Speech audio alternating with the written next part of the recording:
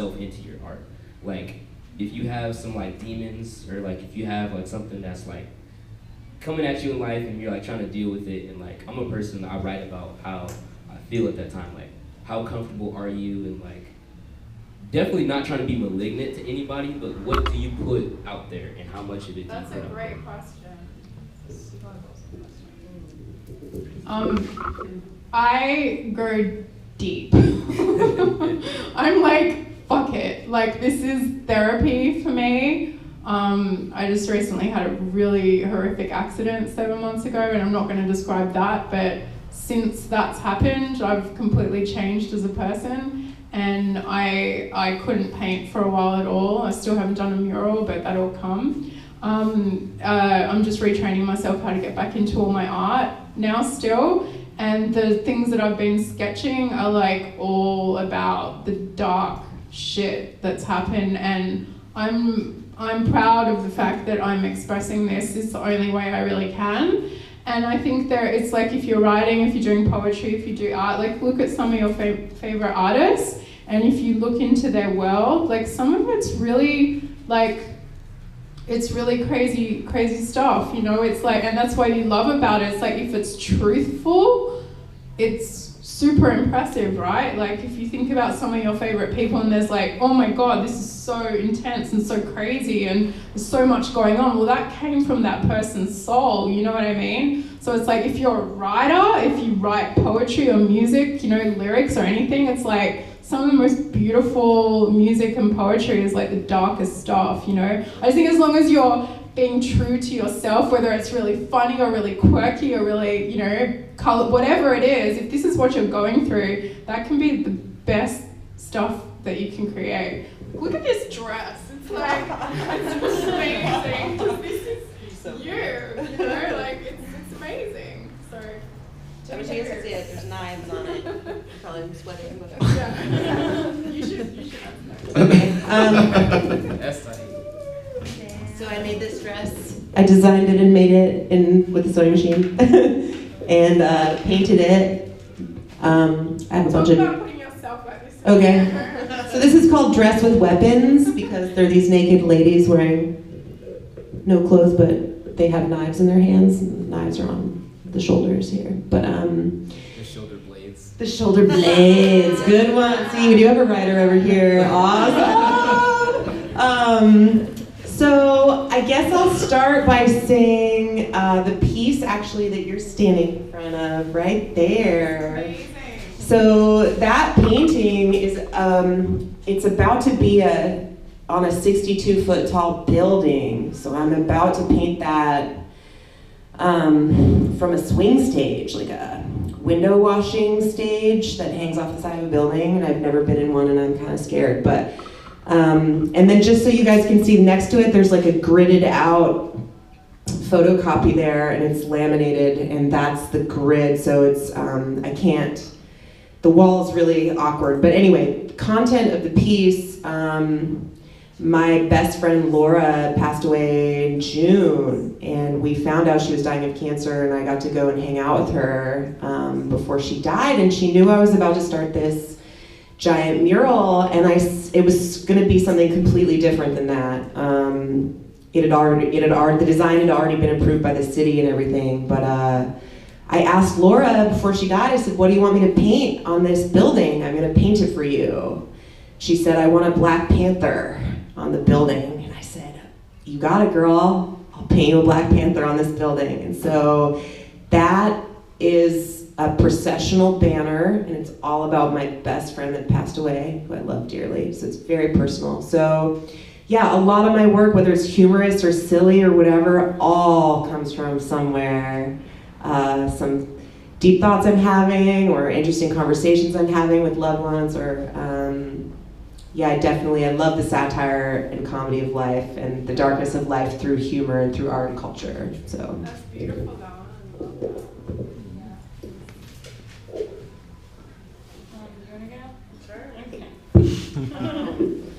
I feel like a lot has happened on this land. There's a lot of spirits, there's a lot of ancestry, and a lot going on. And I also feel like self-care is revolutionary. So if you are feeling like you want to talk about a certain issue or certain spirits or whatever's going on in your life, I think the most important thing to do is letting that out and finding whatever outlet possible, whether it's, writing, art, whatever it is, because you could create something that somebody out there would see and can relate to, and might, make them feel some type of solidarity with you or just other people in general, that there's somebody out there that feels the same way they do. So I think just speaking about whatever you want to speak about is so crucial. Truth. Yeah, I could agree with Agana. I actually had a friend tell me recently that he liked my art because it made him feel better about being this like weird, strange, dark person that likes industrial music. You just have to like do what you do and like follow your instinct and like dig deep and be yourself, because there's only one you and there's only going to be like one, like only your type of art. And I feel like one of my biggest struggles with kind of what I do, and also like a thing that I feel like makes me like stand out a little bit, is that I do kind of like cover kind of gritty material and kind of like delve into the dark side, but also with a little bit of sense of humor. And I feel like it's just me, and I'm just representing me and myself. And I feel like people appreciate that and dig it. So yeah. All right. Any last questions before here we go? Hi guys, thanks for being here. I have a question about making work within communities and communities specifically that are not your own.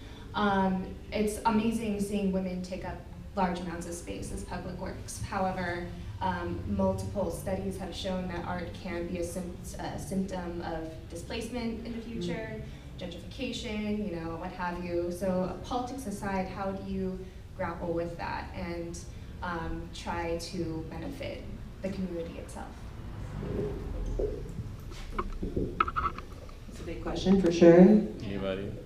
Blue Bueller? I definitely feel like nobody can speak on a location like somebody who's actually from there, for sure. Definitely had like encounters traveling different places where I didn't speak the same language, and I felt like at that time, the more research I did about that community, the more I could create a piece of artwork that would help them in some way. And I've seen a lot of neighborhoods like the Wynwood district in Miami get completely gentrified. It's right in the middle of the hood, and a lot of areas where you bring your art, you bring your soul, you bring your love into a wall or space, and you want to add color, but it also like creates this whole gentrification thing, which is intense. So it's like, it is like a battle for sure. I feel like though at the end of the day, when you do, like all these walls around us are made to separate us, all these borders, all these walls, but when you put color, when you put a story on them, when you put art on them, the people do feel some type of unification around it. It is like a touchy subject for sure though, because you want to put your art out there, you want people to connect with what you do. You don't want it to just be like, why did they paint that? That has nothing to do with this neighborhood or the history or anything like that. So I feel like doing your research on what happened in what neighborhood you're painting or what city you're painting, what struggles came before you, and also really on like the community mural tip, researching not only the history, but asking the people in that neighborhood, like, what do you want to see on this wall? And what struggles have you been through, and how can you, help us create something that you would love to see every day, that you can relate to? And then also having like open community days where those people get to come and fill in color and be connected with the wall as well, so they have some type of ownership with it. I feel like is really crucial, no matter where you're painting or what you're painting, but having like that background story and really interviewing people and talking to kids, elders, intergenerational relationships, I feel like it's so crucial because it sucks if you go paint something somewhere and people aren't feeling it. And I've seen like somebody painted one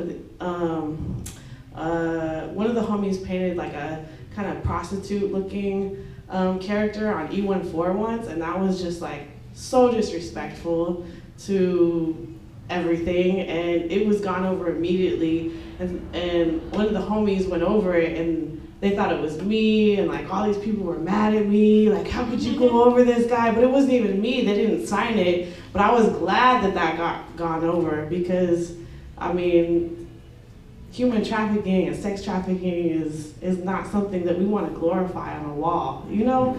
So I feel like definitely being aware of your surroundings and what you're painting where is so fucking important. Yeah. And I would just add to that as you continue, as you said was great, is know where you are, know the elders, or at least attempt to know the elders. There's someone around there on the sacred ground that you're walking on that can tell you this is what's been going on in this neighborhood, these kids are going through this, or this is going through that.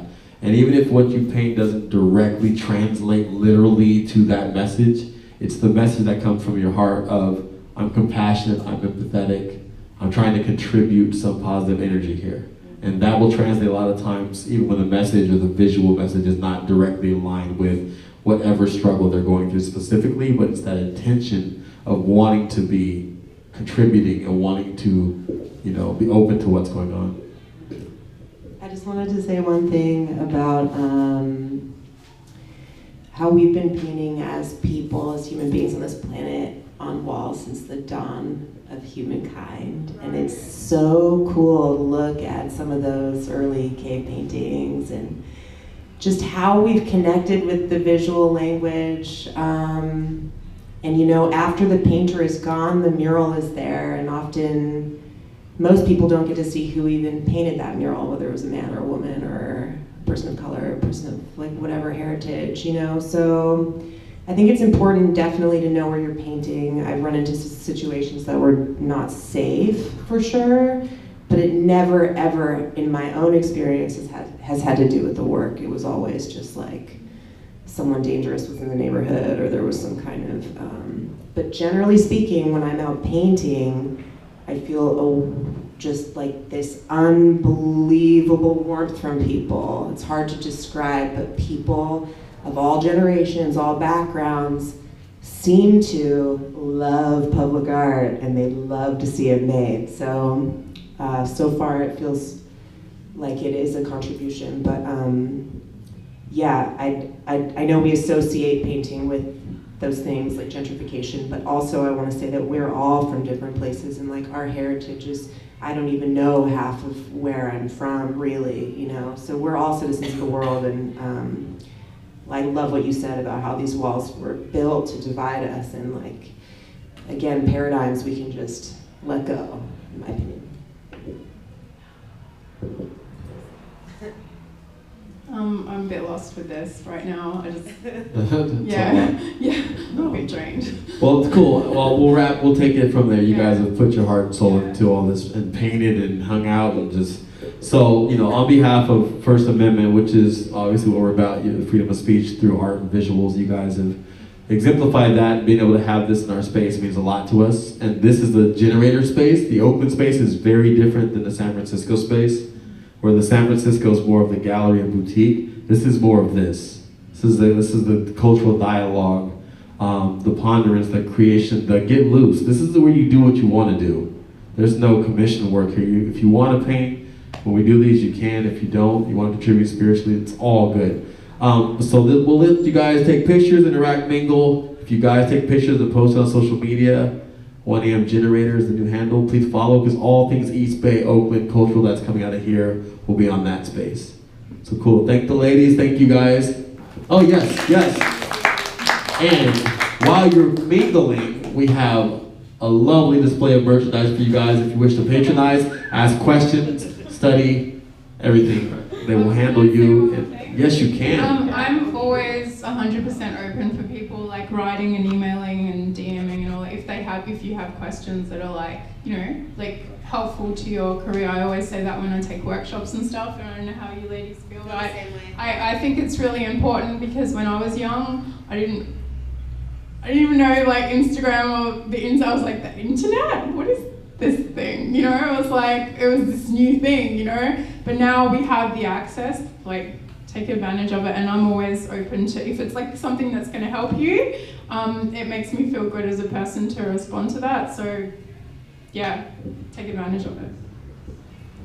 For sure. Thank you guys for coming. Thank you. Thank you guys. Thank you. Check out the merchandise. Say hello. Take pictures. Hashtag Instagram. Whoop snap chisel.